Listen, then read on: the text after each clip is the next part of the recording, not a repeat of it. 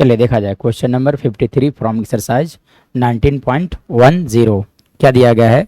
बोला गया इंटीग्रेट करने के लिए ना क्या दिखाया गया था? इंटीग्रेशन ऑफ, एक्चुअली में क्या दिया है? Integration of x into 2 to the power x dx लिखा गया है। सो इसे कैसे इंटीग्रेट किया जाएगा? तो इंटीग्रेट करने के लिए यहाँ पे लगाना पड़ेगा आपको इंटीग्रेशन बाय पार्ट्स। ऐसा इसलिए क्योंकि दो तरह के डिफरेंट फंक्शन है। जैसे देखो आप x एक अलजेब्रिक फंक्शन है, 2 के power x is an exponential function. So यहाँ पे लगाना पड़ेगा इंटीग्रेशन बाय पार्ट्स। और इंटीग्रेशन बाय पार्ट्स का फॉर्मूला होता है integration of u into v।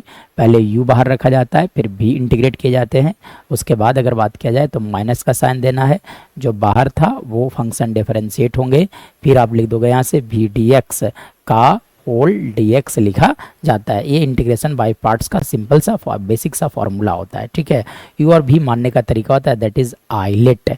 अब इस सीक्वेंस जो पहले आएगा उसे u बोला जाएगा, जो बाद में आएगा वो v होगा। जैसे देखो आप x is N algebraic function 2 के power x which is a exponential function. यानी कि देखो इस सीक्वेंस से पहले कौन आ रहा है? ये।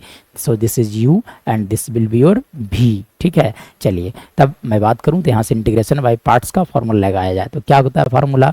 पहले क्या होता है कि पहले u बाहर होता है, यानी कि आप x को बाहर कर लो और डिफरेंशिएट इंटीग्रेट कौन होगा? 2 के पावर x dx। माइनस का साइन डालना है। अब जो बाहर था वो डिफरेंशिएट होगा, यानी कि dx, फिर इंटीग्रेशन का साइन। अब 2 के पावर x dx लिख दो आप, यहाँ से लिखा जा सकता है का होल dx। चलिए तो ये तो हो गया इंटीग्रेशन बाय पार्ट्स का बेसिक सा कॉन्सेप्ट से आया।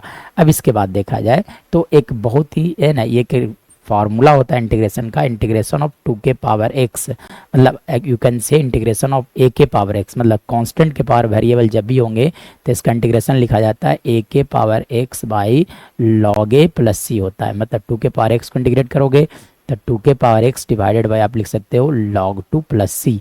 बेस अंडरस्टूड है कि e होगा। चलिए इसके बाद देखा जाए तो x बाहर रहने दिया जाए, 2 के पावर x यहाँ पर आप लिख सकते हो 2 के power x divided by log 2 लिखे जा सकते हैं, minus differentiation of x with respect to x that is 1। लिखने से फायदा नहीं है, आप यहाँ से फिर से लिख दो 2 के power x divided by log 2 into dx लिखे जा सकते हैं। इसके बाद अगर देखा जाए तो x as it is run दिया जाए और 2 के पावर x को as it is divided by आप लिख सकते हो यहाँ से log 2।